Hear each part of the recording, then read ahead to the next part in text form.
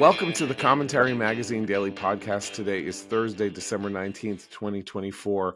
I'm John Podhoretz, the editor of Commentary Magazine, making one or maybe the second to last request I will make this year for your support for Commentary Inc., the 501c3 nonprofit that puts out this podcast, publishes our monthly magazine, and does our daily website, commentary.org, Commentary Inc., Commentary, the podcast, Commentary Magazine, all depend on the generosity of our listeners and subscribers who have already been generously contributing in the form of subscriptions.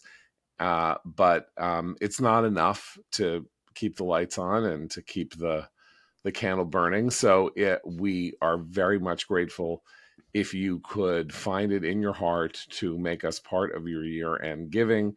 And that's very easily done by going to our website, going to commentary.org/donate. And our gratitude will be endless. And by our, I mean executive editor Abe Greenwald. Hi, Abe.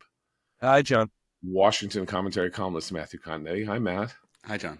Senior editor Seth Mandel. Hi, Seth. Hi, John. And media commentary columnist Christine Rosen. Hi, Christine. Hi, John. So we talked about this yesterday. It got worse during the day after we had our podcast where Donald Trump, I believe, fearing that he had gotten himself in the wrong position in the Republican Party parade, maybe for the first time in years, backed and filled and decided that the deal that Speaker Mike Johnson had come up with, a jury-rigged deal to get to keep the government open, basically, for the next 2.5 to 3 months, was a bad deal for him or for Republicans after an onslaught of criticism and led by Elon Musk, who is now taking a very unusual role in our governmental proceedings, at least for the time being, until Donald Trump decides that role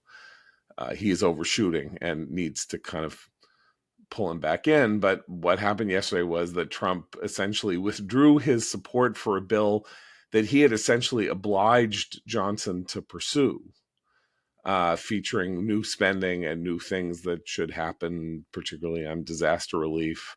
And Johnson, rather than doing what might have been called a clean CR, a clean continuing resolution that simply kept government spending at the levels that they were at currently without any new spending, just to get over the hump until there could be a new Republican Senate and the new House could be sworn in. Johnson obliged the president and then got attacked for it for his troubles. Apparently, according to Punchbowl, Trump trashed Johnson yesterday to senators on Capitol Hill. He and J.D. Vance put out a statement sort of saying Mike Johnson was doing the wrong thing and being a big spender. And so some of the idea, I don't know if this is the end of what Matt has been calling the Trump moon, but it's certainly the first big fight that the newlyweds are having, if the newlyweds are the incoming government in the House and in the Senate, and between Johnson, who was really trying to be a good soldier and got pretty shabbily treated, in my view. When we talk about presidential honeymoons, the newlyweds are the president-elect and the people. So I think it's too early to say that the Trump moon or the Trump moment is over. We'll have to see data showing that his favorable ratings and his job approval ratings are slipping. This is another episode of just House Republican dysfunction. The House leadership is in a catch-22. They have these members who will not vote for any continuing resolution. And so you have to figure out a way to get around that. Which is Democratic votes. Because there are only three or four seats in the Republican majority. The margins majority are so small, right? So the catch-22 is when you find a way to get Democratic votes, well, then the Republicans who won't vote for a continuing resolution then attack you for betraying the cause. So once again, the worst job in the world is to be a Republican Speaker of the House. This bill, though, there are legitimate criticisms of the bill, not so much for the spending, but for all of the policy riders that have been attached to it at the Democrats' request. And the best path forward, I think, for Johnson is some way to get a cleaner CR simply with the spending and simply with the disaster aid. But there's a complication that Trump introduced, as he usually does, introduce complications.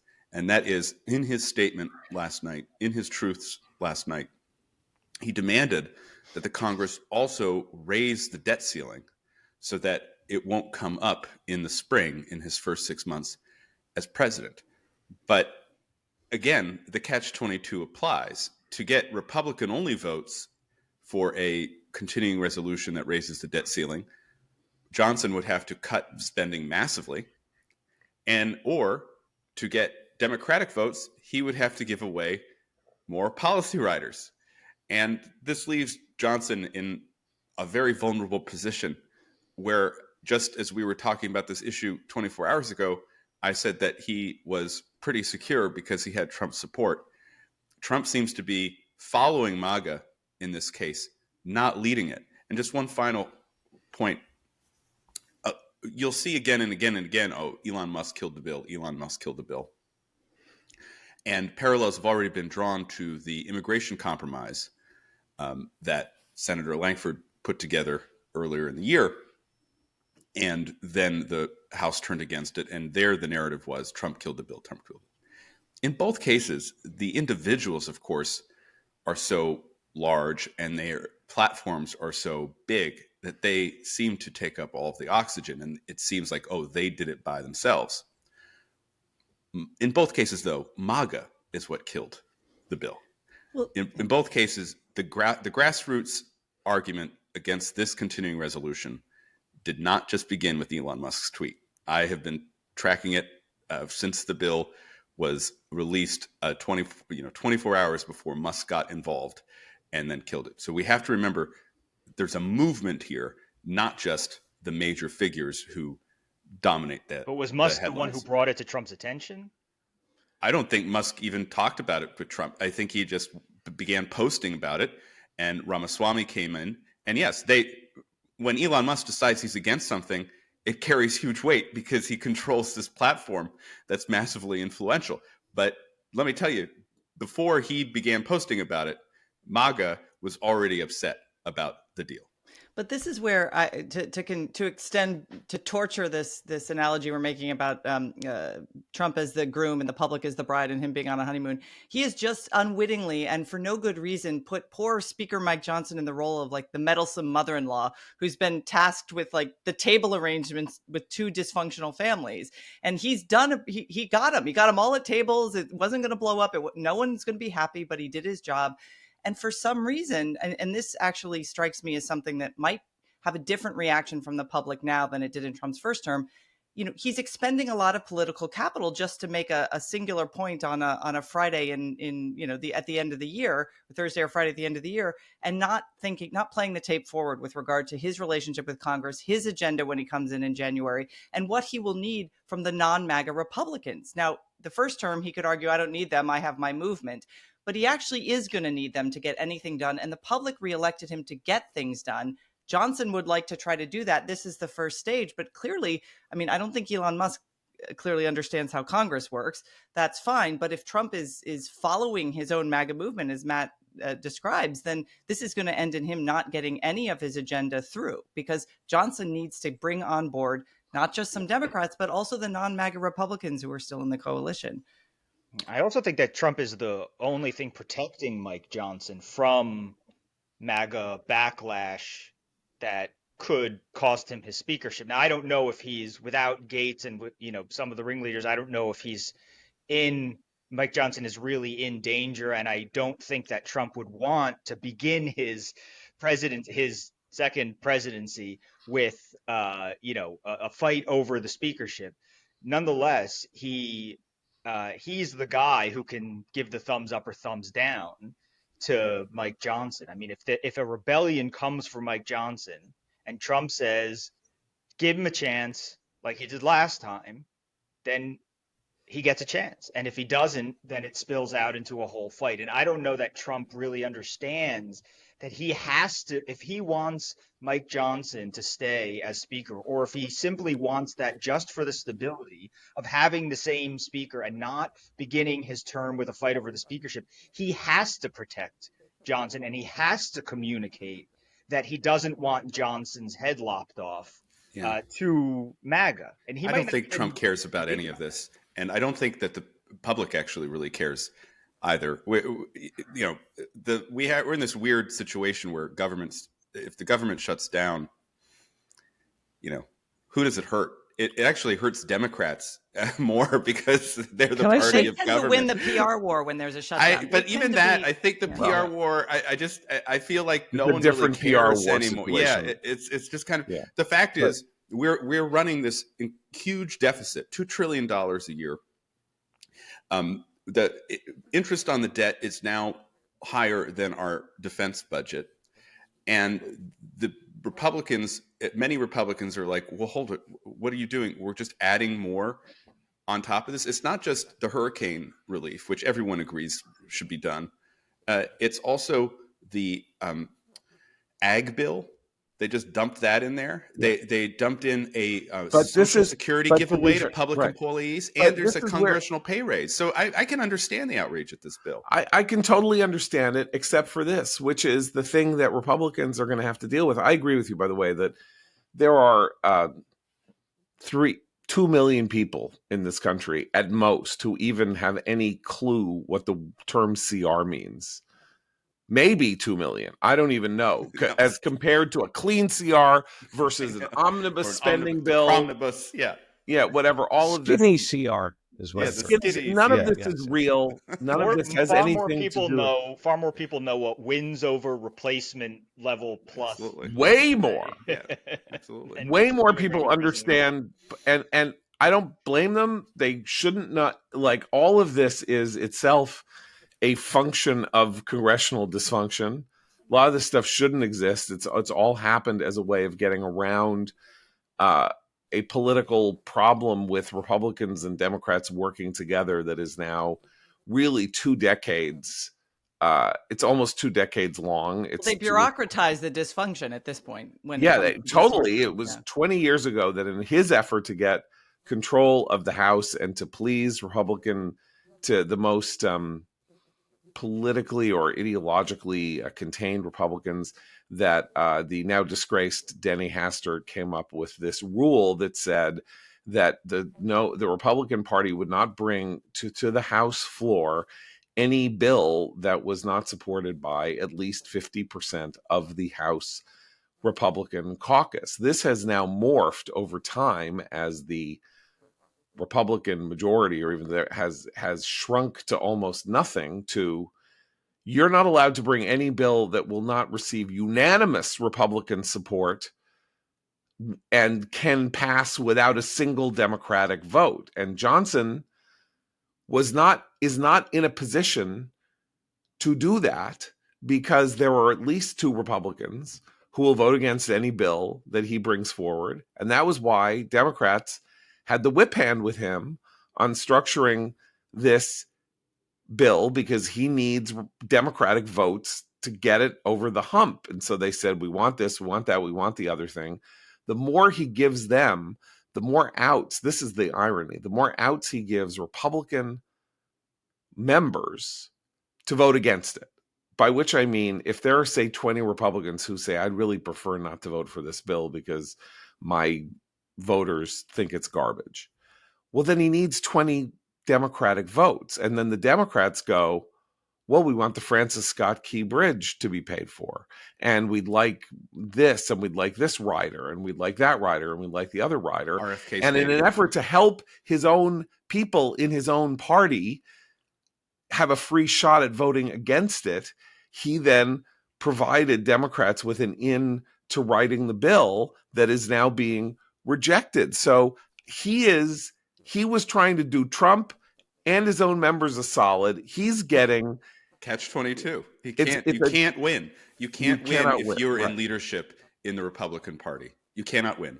because the populists just reflexively believe that establishments and party leadership are corrupt and are standing in the way. It doesn't matter who occupies that position, right? So here's Johnson.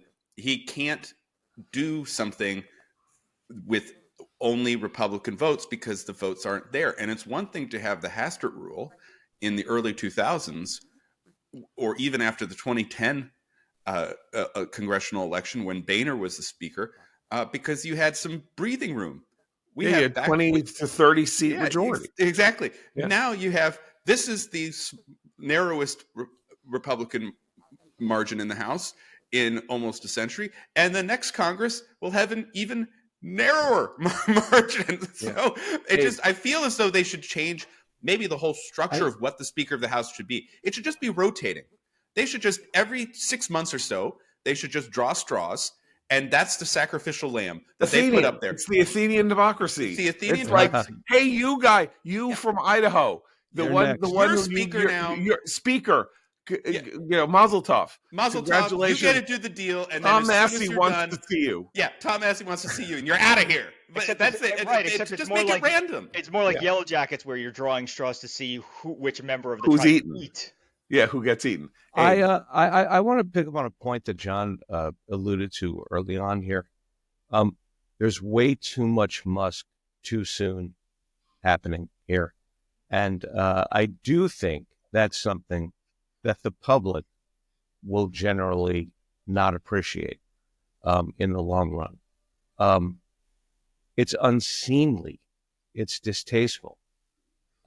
It's very unusual. It's cute that he's the first buddy. I'm partial to Musk in a number of ways. I have problems with Musk in other ways. But as a general principle, the idea that this guy is somehow has inserted himself, or Trump has inserted him in the workings of the executive branch is really worrisome. I think all the criticisms here are on target. This is important because Americans, despite all the crazy up and down of our politics of the last 20, 30 years, have always had a healthy suspicion of unelected officials being given too much government power. It's why they're suspicious of first ladies like Jill Biden, and they were of Nancy Reagan. Anytime it seems like someone who didn't have to earn a vote is given anything like access to the reins of government power, and particularly the funding of the government, I think that's a really healthy impulse that should be attended to. And Abe's right. The backlash for Musk might be kind of longer term, undermine some of the things he wants to do with regard to Doge and whatnot. I think this is already on its way out. I think it has a clock over its head because Musk is getting attention that is going to annoy Trump, and he's not even in office yet. And these things really annoy Trump. He's limiting Trump's freedom of movement. That is not just limiting, but he's going to have, if you remember during the Obama administration, there was a point where I think Obama himself may have said from the lectern that, or maybe one of his advisors said that Rush Limbaugh was the leader of the Republican Party. Elon Musk is going to they're starting with that now. Elon Musk, President Elon Musk, Prime Minister Elon Musk, that sort of thing, just even aside from whether it limits Trump's range of movement, the power dynamic is going to get to Trump. He's supposed to be a wingman, not a... I mean, okay, so what's interesting about this situation, of course, is that Musk is the richest man in the world and an industrialist in some ways without peer in the 21st century. So he's not Steve Bannon. Steve Bannon was this guy who was elevated into the leadership of the Trump campaign in 2016 and got to be co-chief of staff after Trump won unexpectedly as somebody who ran a website and had invested a little money in Seinfeld in 1991, and he lasted 6 months because he thought he was co-president, and there was a headline, Newsweek magazine did a cover story called President Bannon, and that was the end of Bannon. Trump can't do that to Musk in the same way, because the Bannon stuff really was kind of like outrageous. He was this has-been loser who now runs a psychotic podcast. And yes, I said loser and psychotic, and I mean it. And his too big for his britchesness in 2017 was slapped down appropriately. Musk can't be slapped down. He not only owns the most important private space program the world has ever seen. He owns Twitter. He is, he has an important car company. I mean, he's a very big person in his own right. The question is whether Trump can privately say, "Hey, back off." Like I like you enjoy politics and everything, but this is a very complicated situation. I don't need you out there kind of like, as I say, limiting my freedom of movement. That was the normal thing for somebody to Trump do when a won't say politician. it privately. He'll say it publicly when the Well, he time did comes. make a joke. Didn't he make a joke a couple of weeks ago that about Elon hanging out at Mar-a-Lago so much Yeah, he's like he he might did. move in, kind Yeah. of like the old Ben Franklin chestnut about guests and fish getting old after a couple days. Yeah. And it is interesting. There are reports that last night Trump had dinner with Jeff Bezos and Bezos's fiancée Lauren Sanchez, and apparently Musk stopped by the table again and sat with them at Mar-a-Lago. But I want to just caution everybody in turning this into too much of a Musk story. Obviously, Right. It's a Musk story, but this is a perennial. Populist conservatives do not like these end-of-year spending bills, and they especially don't like this one because of the different policy riders that have been attached to it. And Musk amplified those concerns. So here's what my takeaway is. When you think of leaders, oftentimes leaders have to go against their movement, right? They have to take a stand against their movement. That's the responsibility of leadership. You're supposed to have a larger view of things. And for many years, we referred to kind of the populist conservative base as the conservative street, takeoff of the so-called Arab street in the middle, right? The conservative street. And the conservative street really doesn't like spending, really wants to crack down on this stuff. Previous Republican presidents have said, okay, well, I'm going to try, but I can't get it all. Sometimes the government has to function. We want to keep it open. This is the best I can do, and we're just going to have to live with it. That is not Donald Trump, and it's never been Donald Trump. Donald Trump has always wanted to be on the right side of the conservative street. Take the coronavirus vaccine, for example.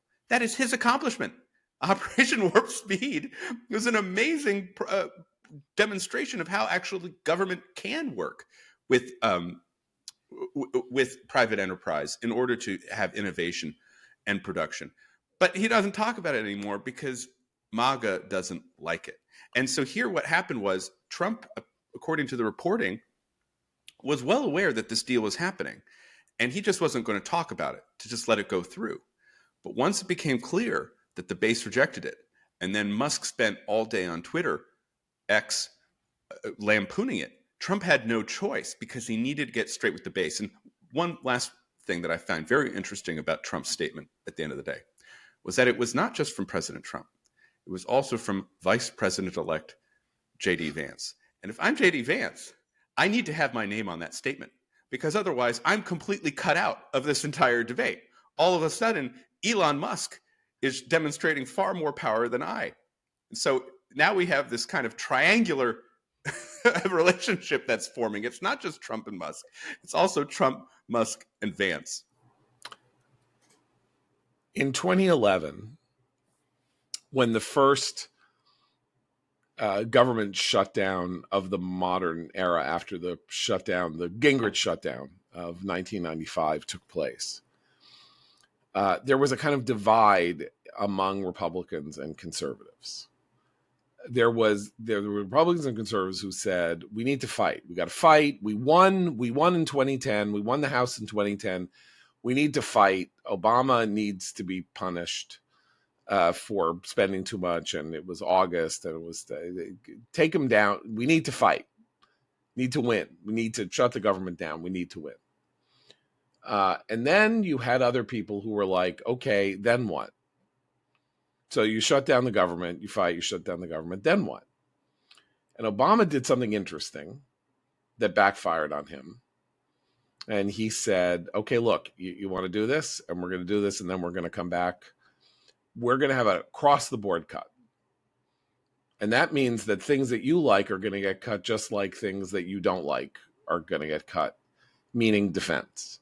So he thought Republicans, patriots, supporters of the Iraq War, Republicans were so committed to defense spending that he had them over a barrel. And it turned out that the revolution of 2010, the Tea Party movement and everything, really was revolutionary in this sense and was a sign that the candidate who was going to win the presidency next for Republicans was going to be somebody who was not a traditional Republican supporter of classic defense spending, which is they said, fine. We like an across the board cut way more than we care about defense spending. And they got it. And it was not good for this country. It really wasn't. I mean, a lot of what's happened over the last 14 years, I'm not too big a topic to talk about. A lot of what happened in terms of our weakened position in the world had something to do with the fact that defense spending was reset at a lower level than it had been for the previous decade. And a lot of our reach, a lot of the things that we wanted to do, a lot of the power projection that we could have done, and also the symbolic notion of America being the country that would spend anybody into oblivion who tried to wrest the title of omnipower from us, kind of ended then. But the point that I'm bringing up is that there was no strategy. Obama was the person who stumbled into the backward strategy that reopened the government in 2011, because he thought, well, I'll get what I want by making the package unpalatable to the Republicans. And they were like, no, this is palatable to us. You're doing something we like. Then you move forward to 2013. Ted Cruz is allowed essentially by Mitch McConnell to shut down the government and has no strategy for its reopening, because Ted Cruz wanted to launch his presidential campaign, and he was the voice of the we fight. We're not just going to spend like Democrats, and we fight, and we're fighters. And they didn't have control of the House or of the Senate. So the weird position that Trump faces... It was the Obamacare shutdown, right? The Obamacare shutdown. This was after Obamacare passed. This was this. Yeah. He was going to make Obama not implement Obamacare. Right. Okay. So the situation that now exists is that Republicans, you say to Republicans, shut the government down, and a whole bunch of them are like, great.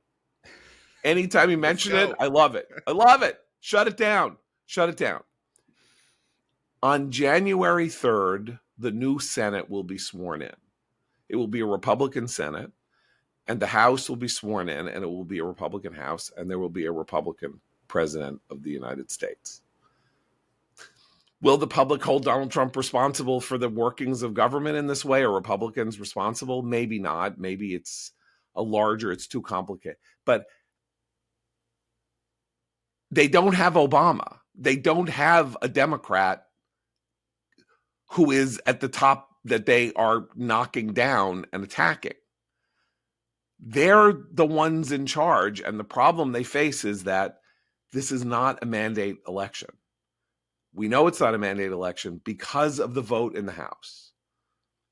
The fact that Republicans shrank, the Republican majority, which was already like 6 seats, shrank to 3 or whatever it's going to end up being, means that you cannot claim the Republican Party has a majority, has a mandate to work its will on the United States. The public voted for a completely dysfunctional House.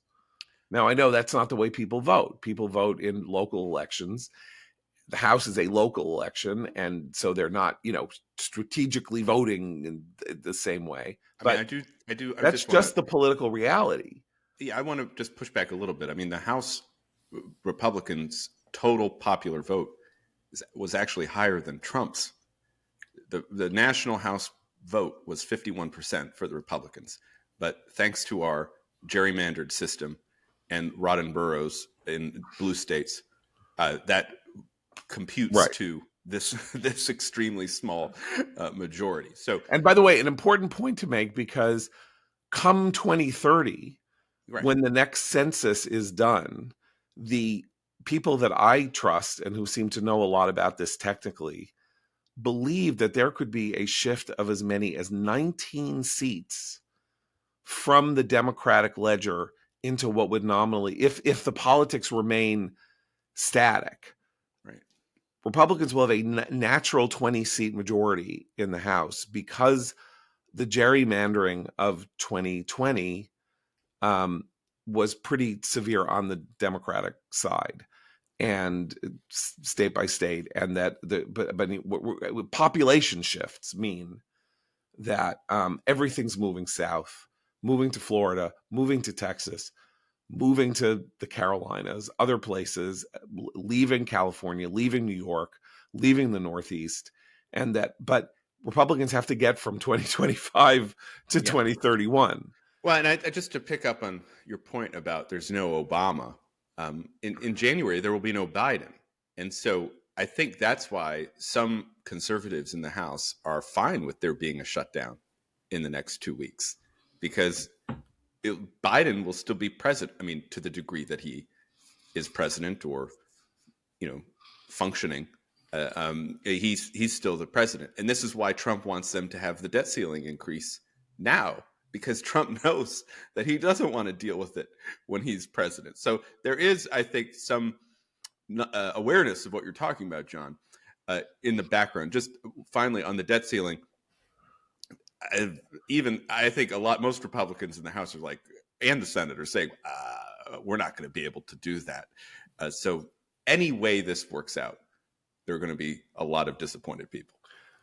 I think the story writ large is that hopes that Republicans are going to be able to rewrite Washington, reframe Washington through legislation that they can pass, is illusory.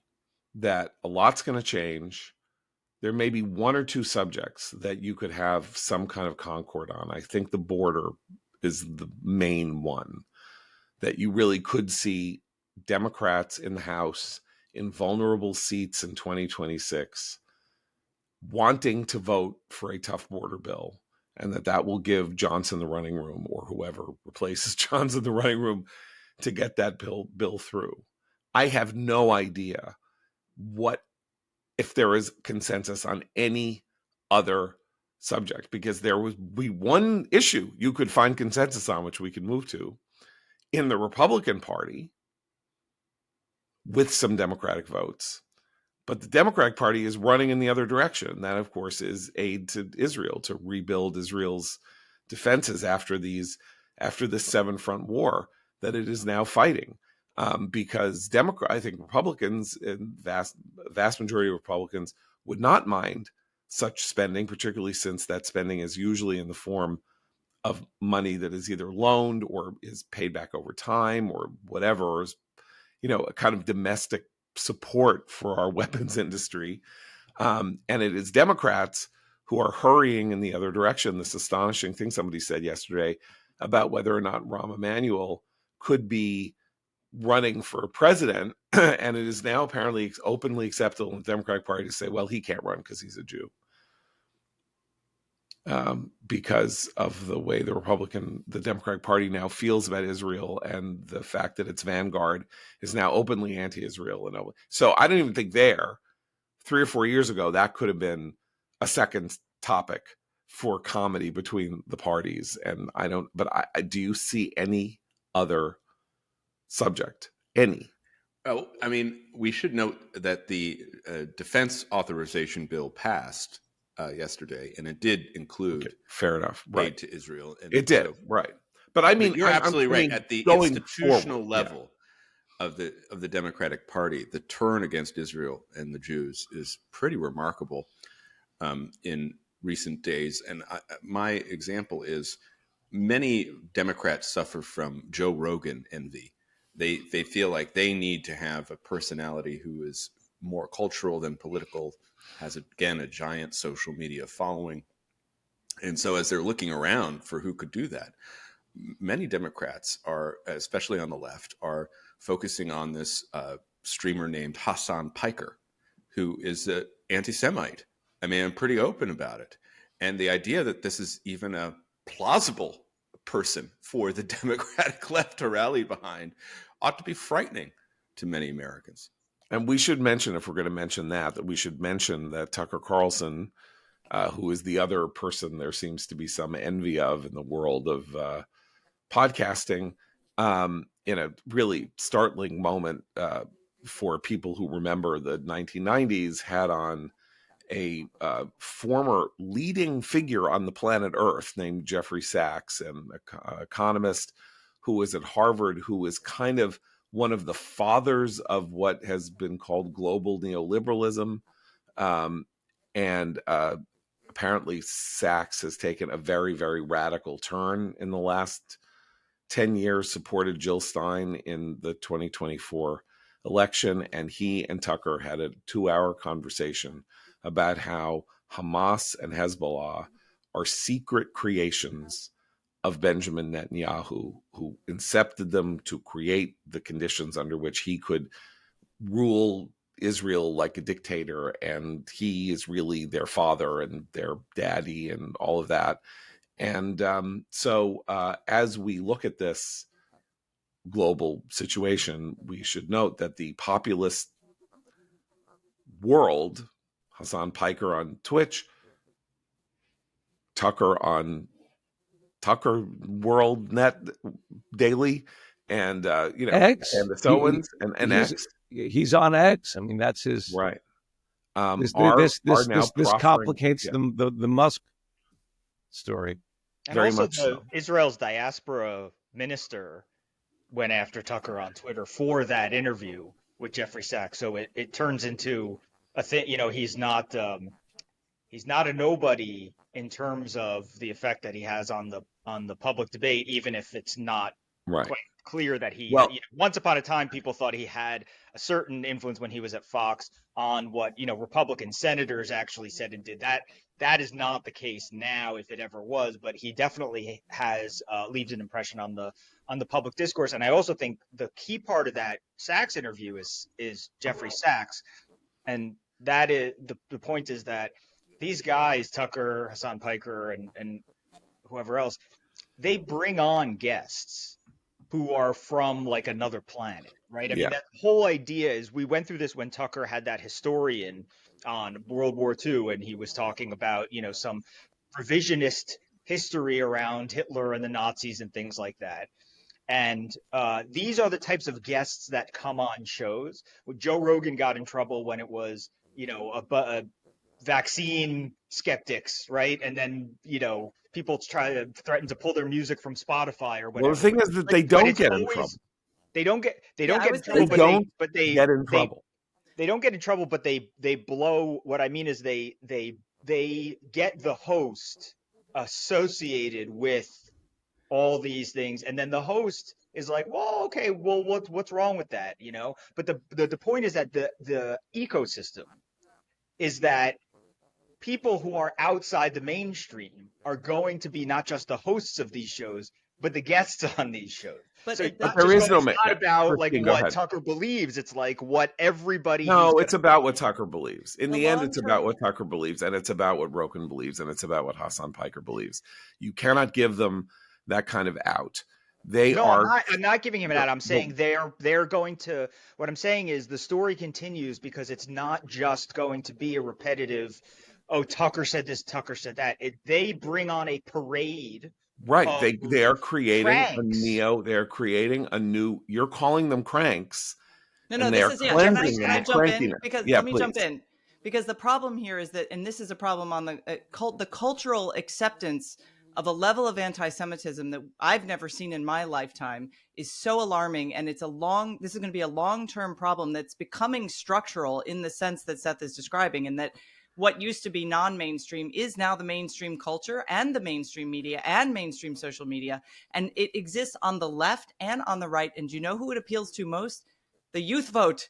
the vote that everybody is always desperate to cultivate. The left, on the young people on the left, very anti-Israel. Young people on the right, very anti-Israel. And within that cauldron of anti-Israel sentiment is a lot of really right now ill-informed anti-Semitism, but they go to these outlets to justify, to make arguments for, to do the research, to do their own research on arguments and horrible things that they then use to bolster their anti-Semitism. And they Right. don't even see it as anti-Semitism. That Right. is the problem. Now Right. we And should talk. the guests, they build their audiences from that. In other words, Yeah, Tucker but makes Jeffrey Sachs a figure on the right, whereas yesterday he wasn't a figure on the right. right, That is a bigger problem too. right. But that's, of course, that's part of the Fox News MSNBCification of this world that was somewhere else. They invent their own stars, people who were like the interns. Jesse Waters was Bill O'Reilly, literally was Bill O'Reilly's intern. Rachel Maddow was somebody who Keith Olbermann liked and had on a couple of times, and she now makes $30 million a year at MSNBC. They create their own personalities, and we're now seeing this happen in this other ecosystem. And the problem is that sort of like porn, I guess, you need to keep making the outre point more and more outre and more extreme to get or like being a junkie, like you need the dosage to keep going up, to keep the momentum of here's the real story behind the story. Here's the hidden truth that the world isn't telling you. And it's not enough to then say, okay, I brought on 5 crazy people and they'll be my 5 crazy people. You got to bring a new one on every week to keep the momentum going. But we should talk about Israel today, because yesterday, for the first time in several weeks, my sister, my niece, my nephews were running into shelters. A million people had to go into shelters because of a raid on Israel, or attacks from Yemen, from the Houthis. Really love to hear how Tucker and Jeffrey Sachs come up with the idea that the Houthis are a creation of Benjamin Netanyahu down there in Yemen. But Israel, so off its back foot and on its front foot, basically launched a gigantic raid on Houthi sites in Yemen. And Benjamin Netanyahu, who is, by the way, currently in the middle of a preposterous trial. If you think the Trump charges in the Alvin Bragg case are preposterous, you should spend some time looking at the charges against Bibi that he is currently facing in a courtroom in Israel. But he keeps getting time off from the courtroom because he's fighting a 7-front war as the prime minister of the country. Anyway, he issued a statement yesterday, and I think this is important because it gets to the larger point about what Israel is up to that does involve us. This morning, he said the Air Force attacked strategic targets of the Houthis in the port of Hodeidah and deep into Yemen. We did this in response to repeated Houthi attacks against civilian targets in Israel. Last night, they attacked a school in Ramat Gan. They are not attacking us. They are attacking the entire world. They are attacking the international shipping and commercial lanes. Thus, when Israel takes action against the Houthis, it is acting on behalf of the entire international community. The Americans understand this very well, as do many others. After Hamas, Hezbollah, and the Assad regime in Syria, the Houthis are almost the last arm of Iran's axis of evil. They are finding out, and will find out the hard way, that whoever harms Israel will pay a very heavy price. Now, I bring this up only to say that what he is saying here is so on its face true that it is outrageous that Israel even has to be the combatant here. Israel is not required to keep the international shipping lanes between China and Western Europe open through the Red Sea. United States let NATO do that. The United States has been involved in its longest naval surface action since the Second World War. And still the Houthis are able to launch an attack against an Israeli school. I mean, this is an indictment of American foreign policy.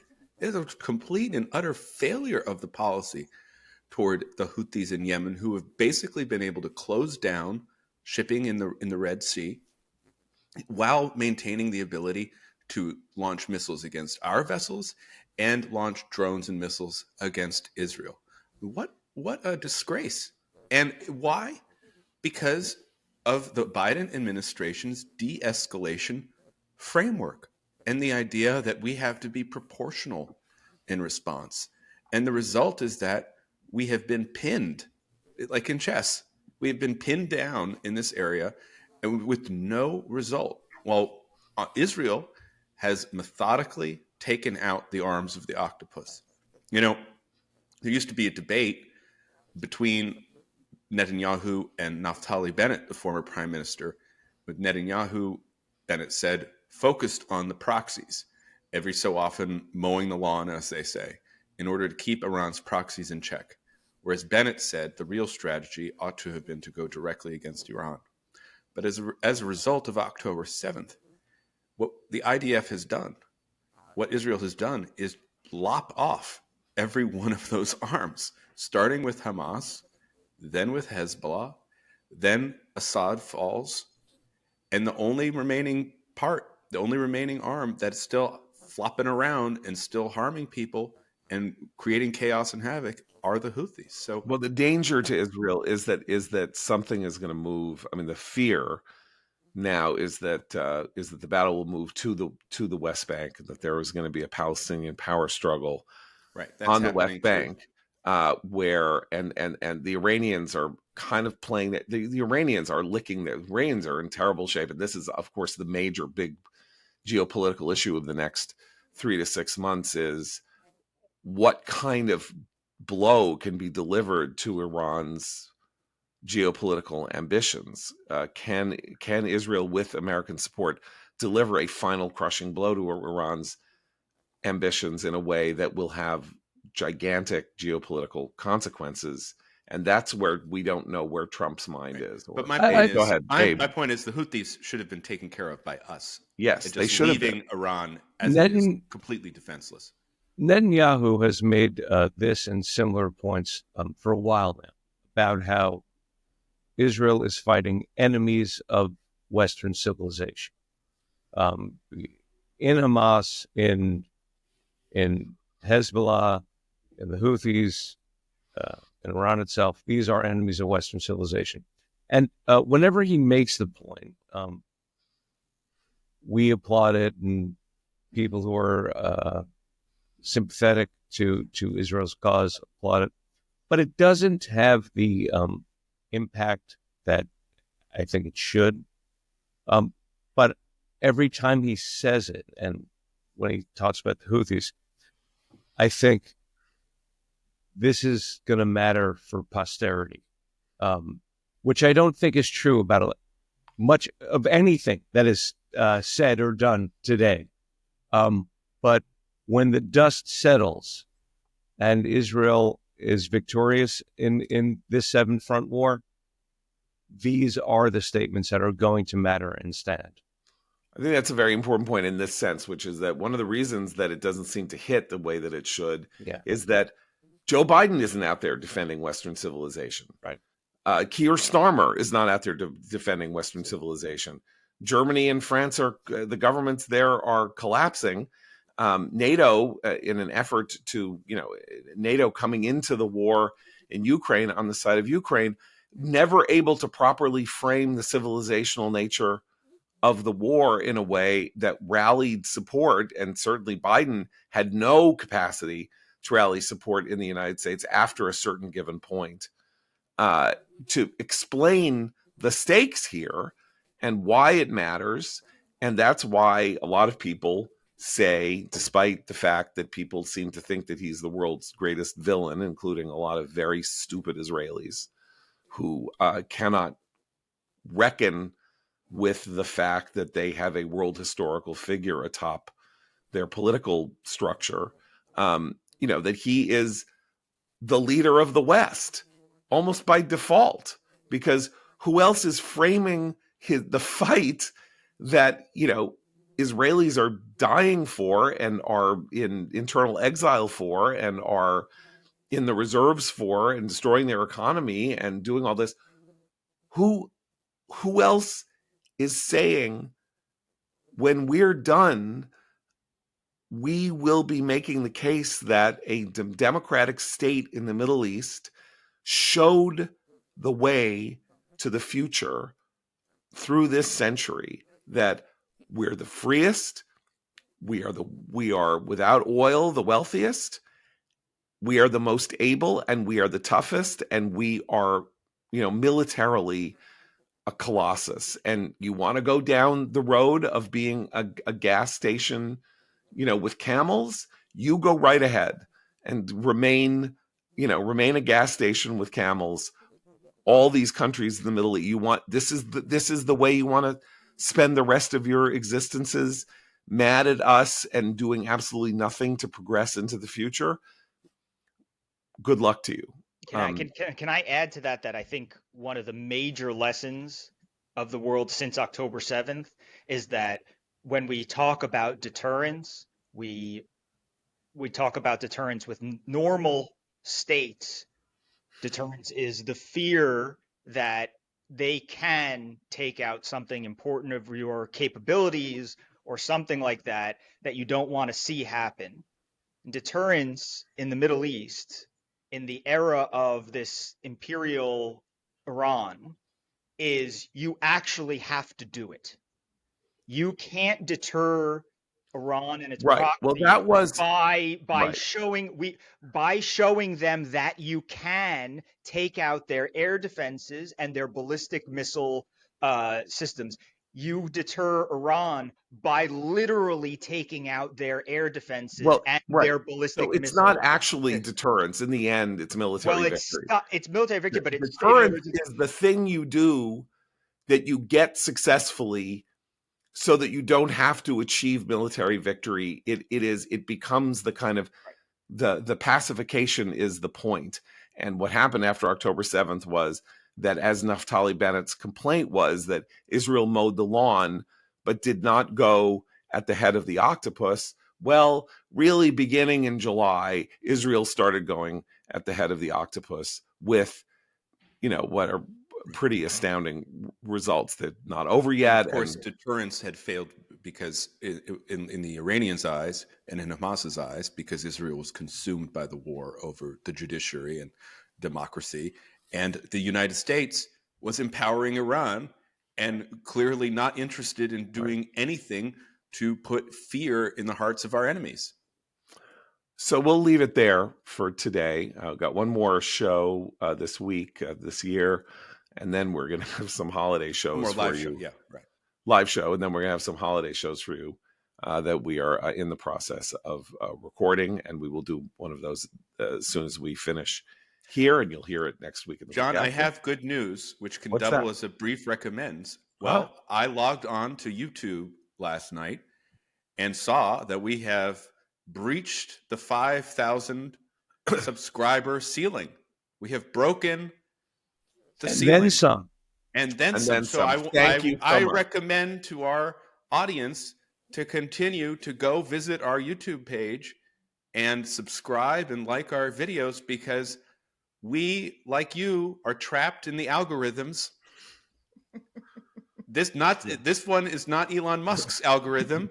It's Google's algorithm, but we want to make the most of it. So if you go there and subscribe and like, we'll just continue to broaden the audience and expose more people to common sense Zionist values. Thank you so much, Matt. Happy to do it, John. for that rah-rah moment that I did not have. We needed it. We needed a pick-me-up.